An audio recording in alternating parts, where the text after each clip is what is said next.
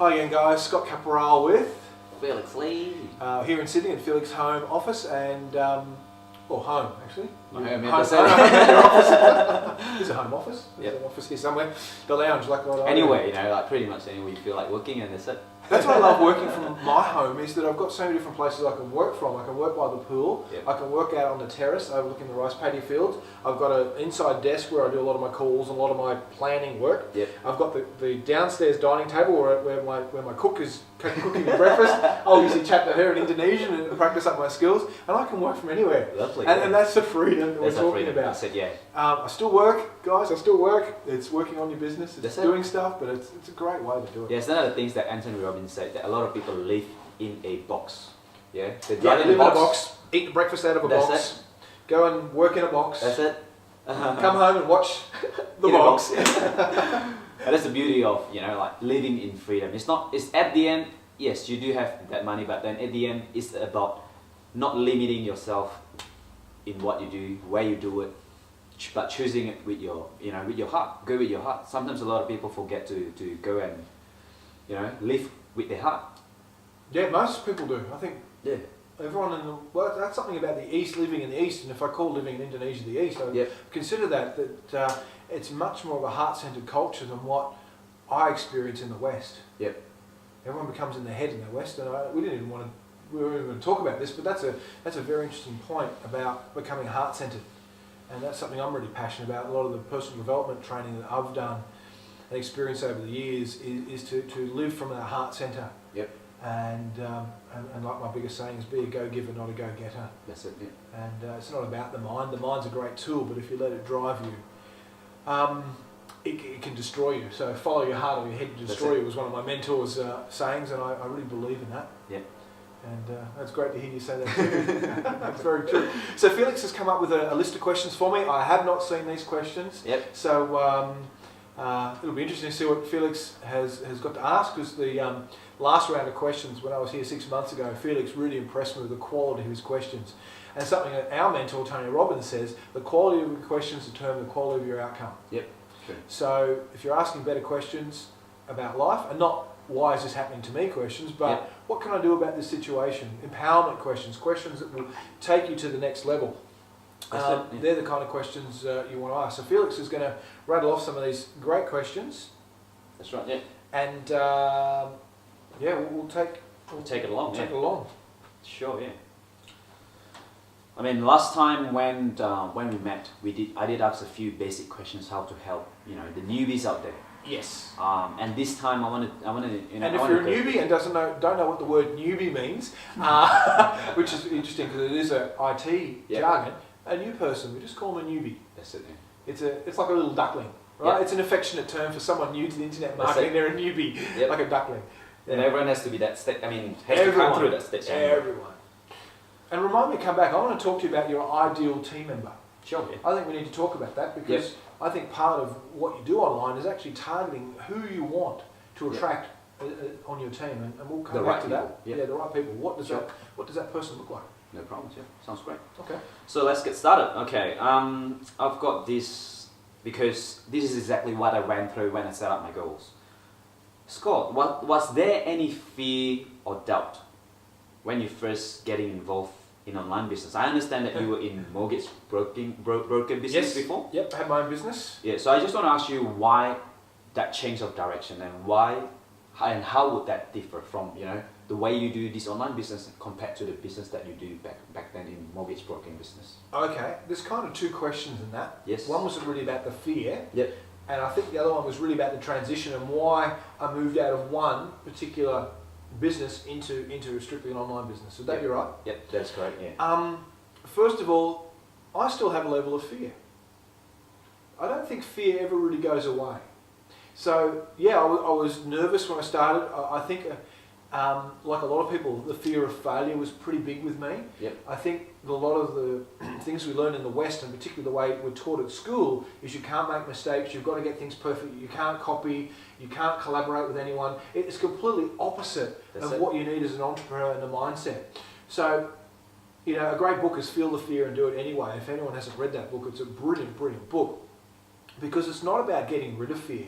It's about doing things and having the fear there. It's okay to fear things. Fear is there for a reason. Yep. It's usually to protect you. A lot of it's your ego trying to protect you, but once you work with it and develop it, you'll learn to respect the fear, acknowledge it, but move on anyway. That's what that's about. So I still have my own challenges doing things online for the first time. Yep. Each time I do something new, I have to push my comfort zone. As you get more experienced online, you are constantly moving into new frontiers. You might be setting up your first blog or membership site, or you might be setting up some team training, or you're always doing something new. And as an entrepreneur, as a home-based business owner, most people still have their doubts. Yep. Most people still have that fear, but you just get used to dealing with it. You get used to just acknowledging it and just pushing through all the time.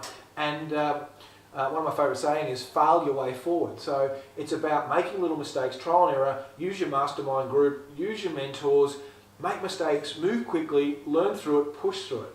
Yep. So that's what it's all about. And I'm constantly doing it. Yep. And there are times when it's harder than others. But it's just a natural part of your life. It's going to be there. I think people get comfortable in their jobs because the fear goes. You know, apart from the fear of, am I going to have enough money when I retire? Am I going to get sacked by my boss? Is there someone younger, smarter, faster than me going to come up through? So there's still fears in work. It's just different. Yeah. And I was in the corporate world for 12 years and worked my way up the ladder, and I know what that's like. Yep. Does that answer your question around the fear? Yes. So it's still there for me. I'm still human. I still have to try Yes. things new, and as a leader, you step up more and more and more and do more. And I guess it's a fact that how you face that fear, what is your reaction? Yes. Instead of reacting to it, what do you do with it, right? Yep.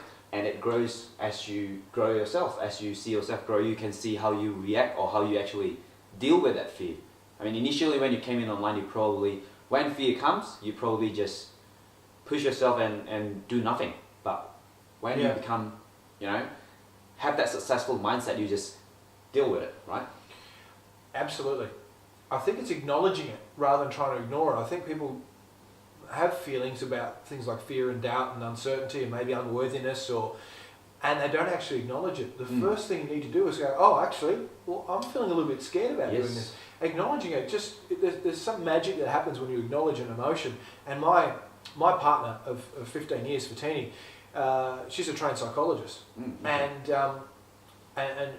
learning from her and also the personal development is always, once you acknowledge an emotion, you go to a certain way to actually be able to, I don't want to use the word control, but you get to work with it in a lot better state.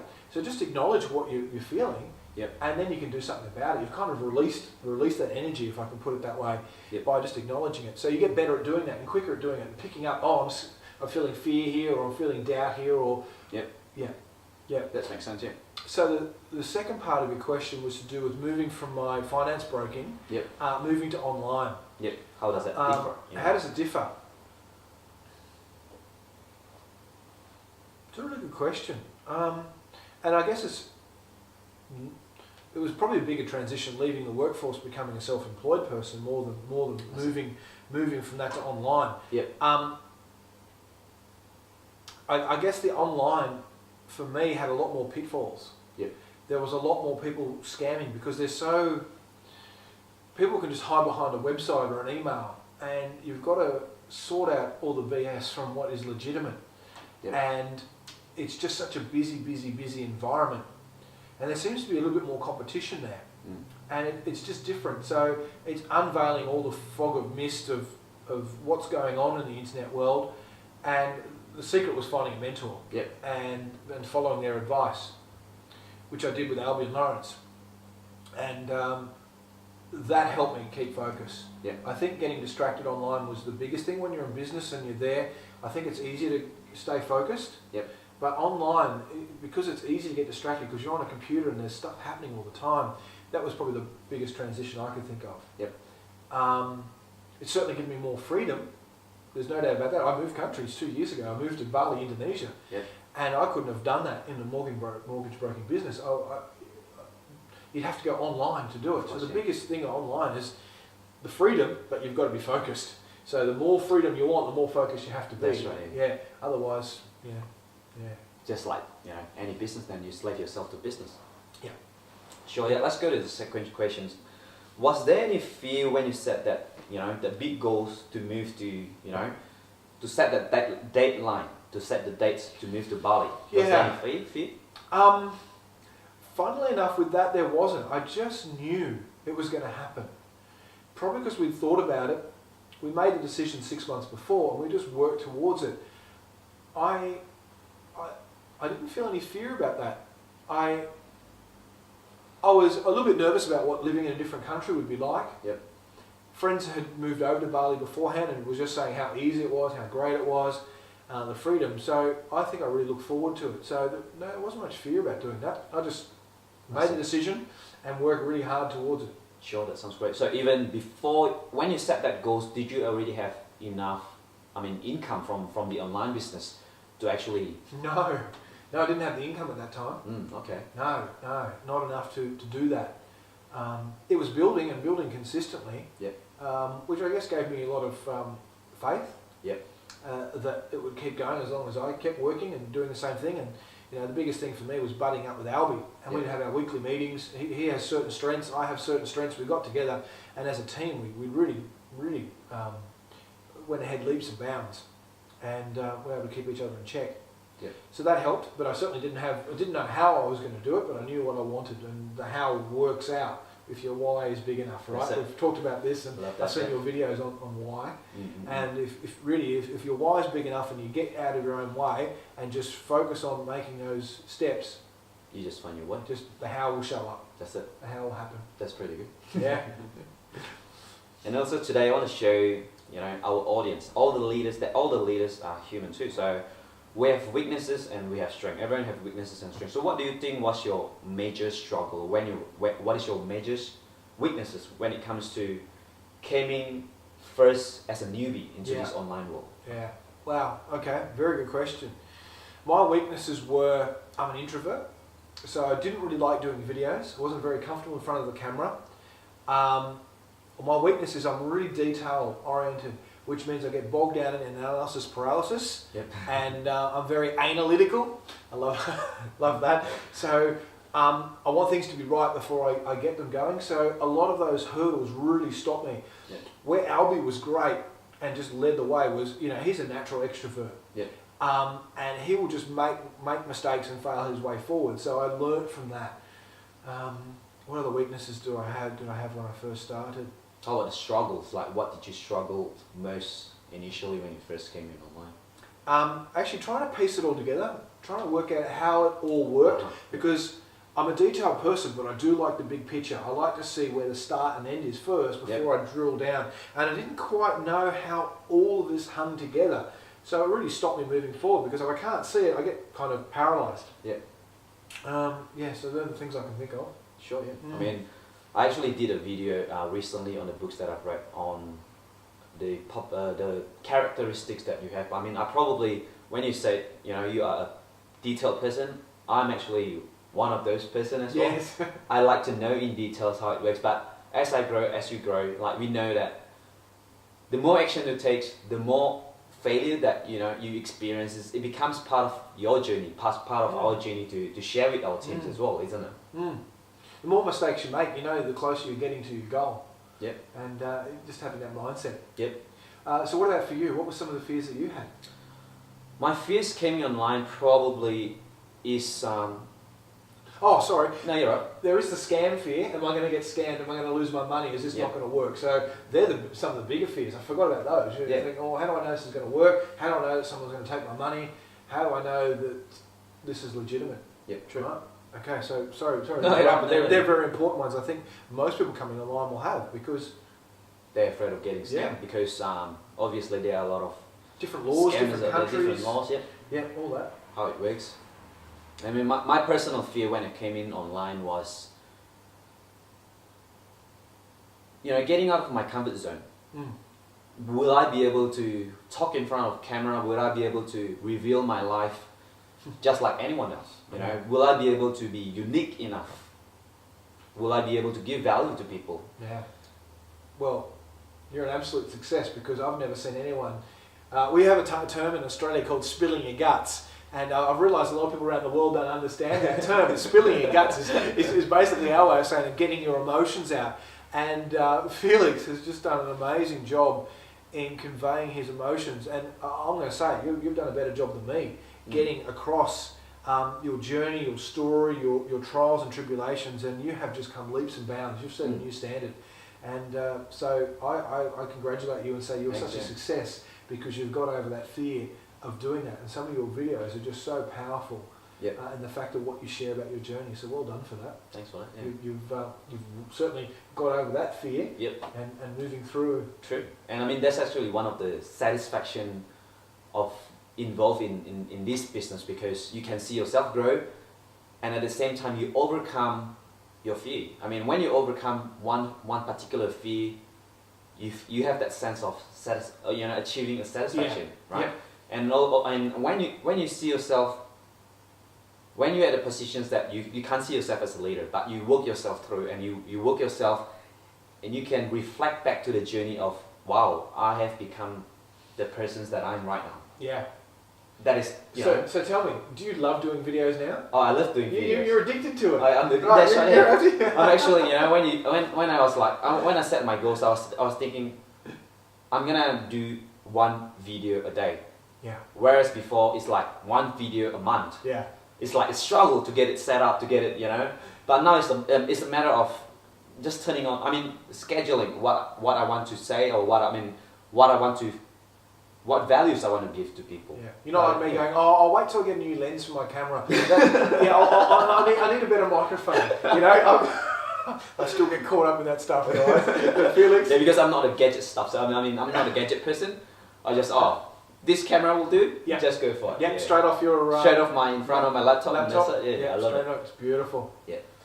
So let's get to the next questions. Okay. In your experience, Scott, what works best for you in building relationship with strangers that comes in your list? Because I believe this is one of the struggles that a lot of people come in online when they keep listening to people say build relationship, build trust, but in your experience or in your story, what is your best way to build relationship with people? I'm just going to build a little framework around this question, because when you come to make money online, there is a dozen ways you can make money online. Yep. We obviously focus in a particular area of making money online where we build a team and we build residual income. Yep. Right? So our whole team is focused on sponsoring people, building a team, building residual income. There are ways to make money online that don't involve other people. Yep. And that's just straight out affiliate marketing. So, and you can do eBay strategies. Look, I believe if you're trading the stock market or futures or options, that's making money online, right? So there are so many ways to make money online. Yep. But I've tried a lot of them, and I've lost a lot of money in a lot of them, right? So what our team focuses on is the I don't want to really say multi-level marketing, because that's not really right, but it's really the affiliate marketing that has a compensation plan that pays residual income because you're building a team. Yep. So I just want to preface that just so you understand the context of what we're talking about. Yep. Okay. And I've actually completely forgotten your question. No, you're right. Yeah, it's in regards to building relationship with people. Yeah. That's it. So in any type of affiliate marketing, you need to build a relationship with someone. Yep, true. If you own a store, going back to the analogy of bricks and mortar, you've usually got a relationship with that store. You know someone who's bought something from that store. You've seen advertising from that store. You've been to that store. You've walked past that store. You just very rarely would you just walk up to a strange store and walk in and buy something. True. Right? You do your research. You find out something about it, and that's exactly what happens online, but it happens differently. Yep. People find out about an offer. They get put into your capture page, or see a blog, or see a website. They find some information they're looking for. Yep. Right? Whether it's a home-based business opportunity or a product or a service or any of that sort of thing. So the best way to build a relationship is using video. Yep. This is why we do this, because you get to understand a little bit more about Felix. You get a little bit to understand more about myself, whether we're the type of people and leaders that you'd want to work with, the language that we speak. You find out a lot by listening to our videos. Yep. And it's a way to filter out people, because if you don't like the way I talk, if you don't like my mannerisms, you just go, I'll find someone else, and that's okay. If you go, hey, I really like what these guys are sharing, then you can find out more, opt into find out more about our business opportunity, and it goes from there. So videos is a great way. Videos, yep. But not all videos are the same. Yep, true. You could just talk crap. You could talk... Well, let's talk about, rather than focusing on the negative, let's focus on the positive. It's about connecting with people, showing people that you're real. It's about building relationships through that. It's about adding value. Yep. And this is the big thing, that if I look at every leader across all the businesses I've ever seen on the internet, all the leaders give value-added training. Yep. Lawrence, when I first met him, the reason why I was attracted to being part of his team and being mentored by him is because he just spent so much time, energy and effort putting together some fantastic training for the businesses we're in the early days. Yep. And it's just all the little technical how-tos. I didn't know how to create a website. I didn't know how to use a cPanel. I didn't know how to host my own files and my own videos. I got all that through Lawrence's training. Yep. So I think if the best way to add value, and what worked for me is, in the early days, I did lots of training. I did training on how to understand compensation plans. I did calculators. I did all the technical things that were my strength, and just gave it to everyone for free. Yep. Either whether they're on my list or just put them on YouTube or gave it as team training. I just made that available, and that worked really well for me and does. So Yep. the videos I like to do are more technical whiteboard sort of strategy sessions, drill down sessions, whereas other people in our team are more on the extrovert, so their big picture, they're more, they do different training. So Yep. work out your personality type, work out what you've done in business and in life, Yep. and add value. Just do lots of training, make it available for people on YouTube, SEO it, learn how to do it, get in touch with us, we'll teach you how to do it, and give value just freely out there, give value to people on your list, give value to people in your team. Yep. And that value is training in some way. It could be mindset, it could be technical training, it could be training from a business or an industry that you're related to, and you might want to target people into that to bring them across Yep. into this current business that we're in. True. Through Yep. protection through gold. So adding value is really just, I believe it's training and sharing, and it's being honest, it's being authentic, it's not making yourself someone that you're not. There's a whole misconception about what a leader is. Yep. A leader is a person who really shares, inspires, and builds other leaders. Yep. It doesn't mean they've reached all their financial goals. It doesn't mean they've reached all their personal lifestyle goals, Yep. but they're on their way to doing it. So becoming a leader is just a decision. I'm a leader. True. What does a leader do? They go out and research their own information. Yep. They follow their mentors. They get a business partner to work with.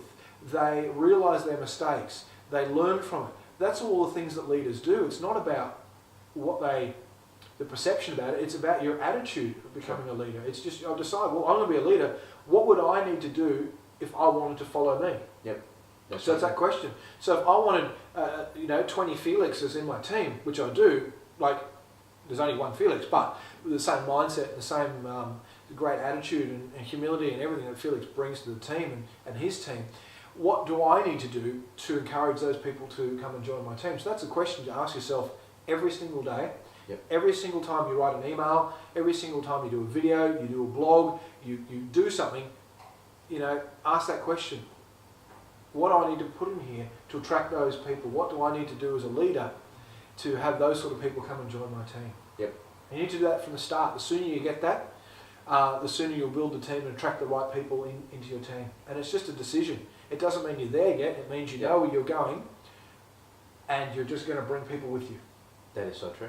I mean, I remember Mike Dillard's, one of his book says, give without want initially. Before you have that result, before you have that money What coming did in. you say? Sorry, again? Give without want. Give without want. That's it. Okay, So you yes, keep giving value without the wanting it attachment. back. Yes. The attachment, that's right. Yeah. As soon as you let go of that attachment, as soon as you let go of what other people can think of you, or whether there is money coming in by making this video, by making a value-adding video, then you're simply pouring out your heart and pouring out value to people. Yeah. It doesn't mean you don't learn how to monetize it, but it's about the attachment to it, isn't it? That's correct, yeah. That's Just so give true. freely. And that's the secret of everyone. They just give most value, and just knowing that it's going to work. Yep.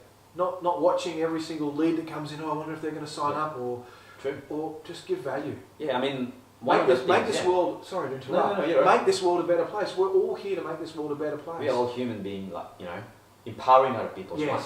And that's Zig the Ziglar, vision. Yeah. Zig Ziglar said it the best, I think, by saying if you give enough people what they want, you'll get what you want. But just Yep. don't be attached to that. Don't be True. giving, going, when are they going to give back? That's right. Yeah. Just be free. Yep. And one of the things probably that I did initially when I first, getting involved was keep looking at my emails, wishing for commissions, notifications or whatever it is. But as soon as I get back to the focus on what values can I give today, what values can I deliver today to my team, then the way I do video, the way I say Yeah. things is different. Because Yeah. I come from an abundance point of view. I come from a gratitude point of view, as you say. Yes, absolutely. Yeah. That's been a big shift in you. Yeah, it is a big shift for Yeah, me. And it starts out, I think, for everyone, oh, me, I need to make money, I need Yep. to do this, I need to do this. And that will come. true. However, you need to be thinking about how can I help other people Yep. do that. So learn the skills you need to do that. You've just got it. Yep. And as you That's said, why you're such a great leader. it's the decisions as It's a well. decision. isn't it? Yes. And yeah, I mean, there will be a point in your life. I mean, because it was a point in my life. Was it the time? Yeah. No. Yeah, I'm just going to stop the video and start it again. Sure. Yeah. So we'll do that and we'll come back to Sure. Yeah. do more Well, there was questions. another 10 minutes.